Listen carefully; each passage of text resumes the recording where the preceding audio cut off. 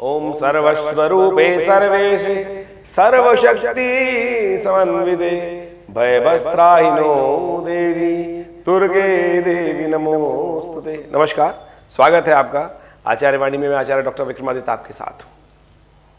सिंह राशि वालों के लिए कैसा रहेगा प्रभाव बृहस्पति के अस्त हो जाने पर?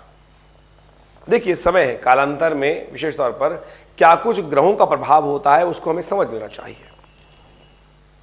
और आज हम इसी बात पे उपस्थित हैं कि सिंह राशि पे क्या कुछ प्रभाव उत्पन्न होने वाला है गोचर के ग्रहों के परिवर्तन के अनुसार से।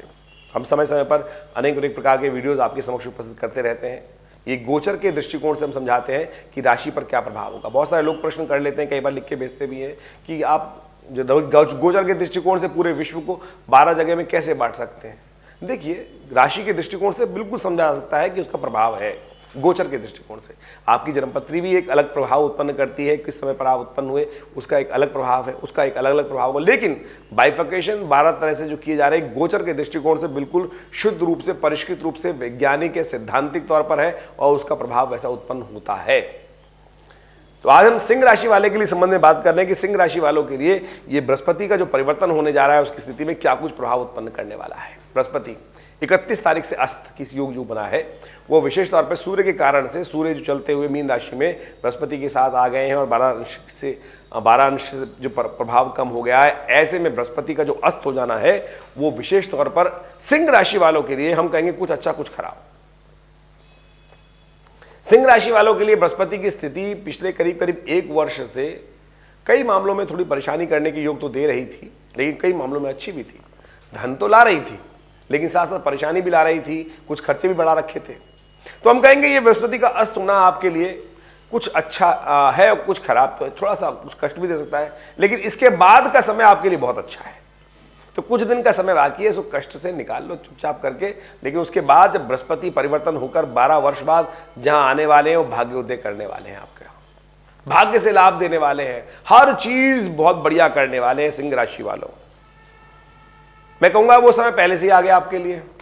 बृहस्पति का जो अस्त होने से आपके लिए जो प्रभाव था वो बिल्कुल 21 तारीख के बाद तो बृहस्पति वहां पर पहुंच जाएगा 21 अप्रैल के बाद से। लेकिन उससे पहले बृहस्पति का जो अस्त हो जाना है आपके लिए बहुत ज्यादा अशुभ नहीं है। केवल धन के मामले में थोड़ा सा सावधान हो सकता है कि कोई लोन सैंक्शन करने वाला हो उसमें कहीं कमी आ सकती है। धन की आमद में कहीं से पेमेंट आने वाली है उसमें कहीं कमी हो सकती है। थोड़ी बहुत इनकम में कुछ फ्लो चल रहा है उनमें कहीं रुकावट आ सकती है।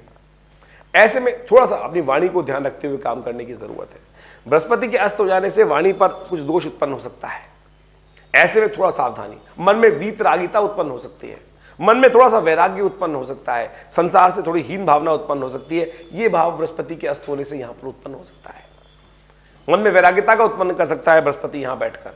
खर्चों में देखिए बृहस्पति के अस्त हो जाने से क्या होगा कि थोड़े खर्चे और जुर्मानों में तो कमी अवश्य आती दिखाई दे रही है। तो ऐसे में बृहस्पति का जो प्रभाव है आपकी राशि के अनुसार से हमें दिखाई देता है, ये थोड़ा सा एक विचित्र प्रभाव का प्रभाव उत्पन्न कर रहा है।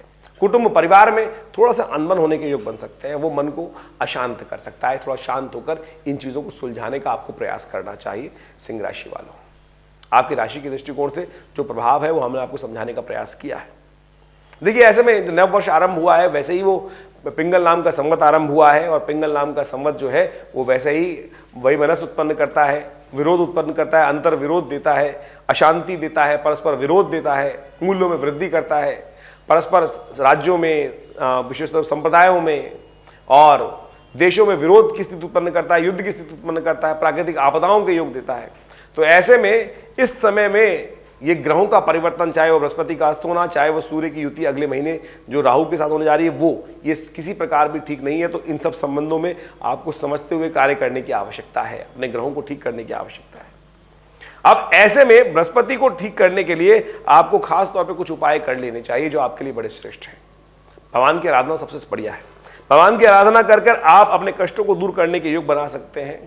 आप एक काम और भी कर सकते हैं, गौ के निमित्त हरा चारा, कभी कभी इन दिनों में गाय गौशाला में जाकर हरा चारा गाय को डाल दीजिए। यह बहुत श्रेष्ठ उपाय है आपके लिए।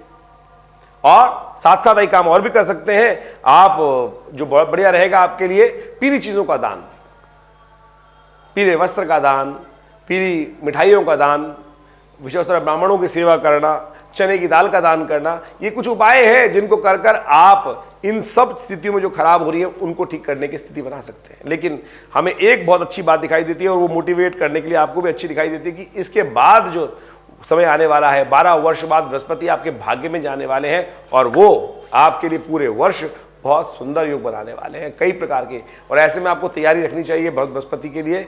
जो बृहस्पति जब उदय हो जाएंगे मई के पहले हफ्ते में, उसके बाद जो स्थिति परिवर्तन करेंगे, बहुत कुछ आपके पूरे वारे न्यारे करने के योग बना सकते हैं बृहस्पति महाराज। ऐसे में अभी अपने मन को शांत रखते हुए वाणी से कुछ गलत बात ना निकले, इस बात का ध्यान रखें। देखिए, बृहस्पति जो है बुद्धि के देवता हैं, ज्ञान के देवता हैं, और जब ज्ञान के देवता सूर्य के कारण से अस्त हो जाते हैं तो अज्ञानता का उदय हो जाता है, आलस्य का उदय हो जाता है और आपस में अंतर विरोध मन में उत्पन्न हो जाता है।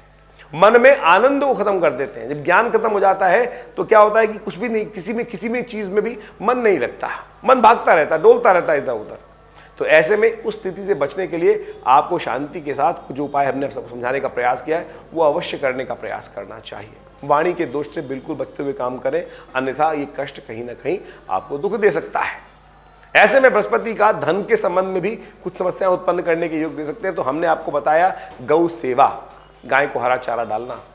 शुक्र का संबंध विशेष तौर पर धन से माना जाता है, ईश्वर से माना जाता है, और उसके निमित्त यदि आप ये उपाय कर लें तो हमारी मति के अनुसार से बड़ा श्रेष्ठ रहेगा। और ऐसे में इन छोटे से उपायों को कर कर आप बहुत बढ़िया तरीके से लाभ ले सकते हैं। एक बात और करें, ऐसे में स्वर्ण धारण करें, कोई ना कोई स्वर्ण की अंगूठी, चेन, कोई चीज आपको धारण करना आपके लिए बहुत शुभ रहेगा।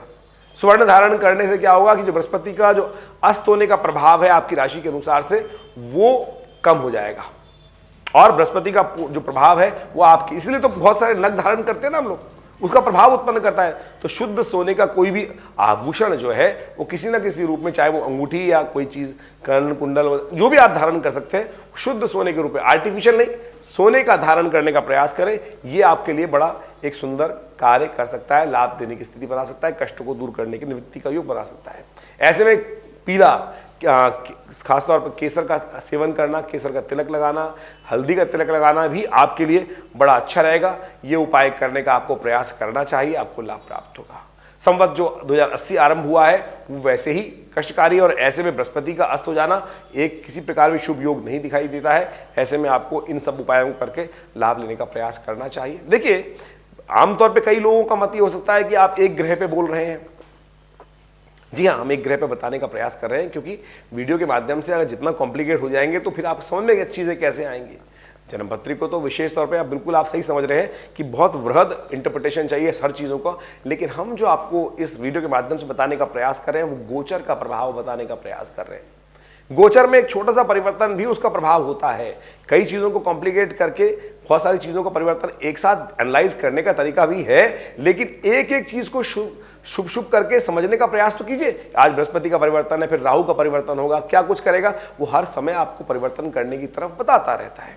तो कोशिश ये करें, इस परिवर्तन का प्रभाव समझकर उसके अनुरूप अपने आप को बदलने का प्रयास कर लीजिए। आप अपने कष्टों को दूर करने के योग बना सकते हैं, और ये छोटी सी समझ जो है वो आपके लिए कल्याणकारी रहेगी। ज्ञान के द्वारा जब समझ आ जाती है चीज़ों को, आप उसके अनुरूप बदल सकते हैं। बहुत सारे लोग ऐसे होते हैं, नहीं जी हम कुछ कर क्या सकते हैं, जो हो रहा है वो तो होगा ही। ऐसा नहीं है भाई, जो हो रहा है वो तो होगा, लेकिन उसमें परिवर्तन करने का अधिकार भी आपका ही है, और आपके पास उसका अधिकार है कर्म करने का। सही दिशा में सही समय पर जो कर्म किया जाता है वो आपके जीवन में कल्याण का योग बना देता है, बुद्धि के द्वारा यदि उसका लाभ लिया जाए, ज्ञान के द्वारा उसका लाभ लिया जाए। इसीलिए भारतीय ऋषि मुनियों ने ज्योतिष विज्ञान का सृजन किया।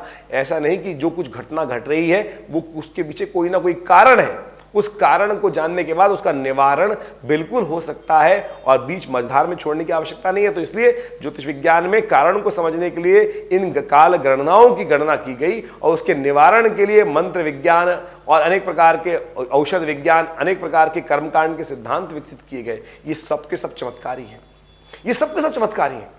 नवरात्रों में इतनी पूजा की जाती है, तंत्र का प्रयोग किया जाता है, उसमें संकल्प किया जाता है कि अपने मनोकामना सिद्धि के लिए हम ये कार्य करने जा रहे हैं, क्या उसका प्रभाव नहीं उत्पन्न होता? बिल्कुल प्रभाव होता है, चमत्कारी प्रभाव उत्पन्न होता है। कोई व्यक्ति के साथ कुछ अनिष्ट हो गया और उसके लिए स्वास्थ्य खराब था, महामृत्युंजय मंत्र का संकल्प लिया गया, महामृत्युंजय मंत्र किया गया, क्या उस पर प्रभाव नहीं उत्पन्न हुआ? बिल्कुल प्रभाव उत्पन्न हुआ। तो ये सारे प्रत्यक्ष घटनाएं, बहुत सारे लोग आपके बारे में जीवन में कई प्रकार विचित्र विडंबनाएं उत्पन्न कर देते हैं और कह देते हैं नहीं नहीं कुछ नहीं प्रभाव होता। अरे छोड़ दीजिए, ऐसे मूर्खों की बात ना सुने कि हर चीज़ का प्रभाव है। और आपके संस्कृति में जितने विज्ञान के प्रोसेस बताए गए हैं, अध्यात्म के प्रोसेस बताए गए हैं, सबके सब कल्याणकारी हैं। आप सब उनका लाभ लेते हुए कार्य करने का प्रयास कीजिए। और हम आपको आमंत्रित करते हैं, यदि किसी के मन में शंका हो तो हमारे रविवार वाले कार्यक्रम में, यज्ञ में अवश्य सम्मिलित हों। वहाँ हम इन सब वार्ताओं के संबंध में पूर्ण बृहद वर्णन आपके समक्ष उपस्थित करते हैं। हर रविवार के दिन विवेकानंद योगाश्रम में रविवार को सुबह करीब करीब 8 बजे से लेकर 10 साढ़े 10 बजे तक कार्यक्रम चलता है और उस यज्ञ में आप सम्मिलित हो सकते हैं और माँ भगवती के दर्शन कर सकते हैं। माँ भगवती की प्रतिमा जो 1947 से हमारे आश्रम में विद्यमान है, मुल्तान से भगवती पधारी थी और बहुत 400-500 साल पुराना भगवती का श्री विग्रह है और वो वहाँ प्रतिष्ठित है। उनका दर्शन कर लेने मात्र से ही कष्ट दूर हो जाते हैं, मनोकामना सिद्धि के योग बन जाते हैं। तो आइए हर रविवार को विवेकानंद योगाश्रम में यज्ञ करें, दर्शन करें, माँ भगवती के कल्याण होगा। धन्यवाद।